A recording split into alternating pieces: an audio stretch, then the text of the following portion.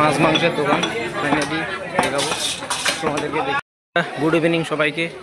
চলে আসলাম বাজারে বাজার করতে ফাইনালি, কিন্তু এখন আমি যাবো বাজারে, তো দেখতে থাকো। মানে এখন সবজি মার্কেটে আসি, সবজি মার্কেট থেকে যাবো মাংসের দোকানে। দেখতেই পাচ্ছ মোগলকাটা বাজার, সন্ধ্যার দিকে আসলাম আমি এখন। বাজারটি দেখি তো অসংখ্য মানুষের ভিড়।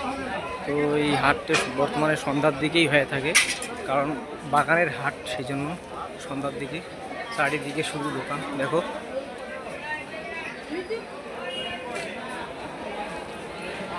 অনেক মানুষের ভিড়, কিন্তু প্রায় রাত 9টা পর্যন্ত হাট হয়ে থাকে।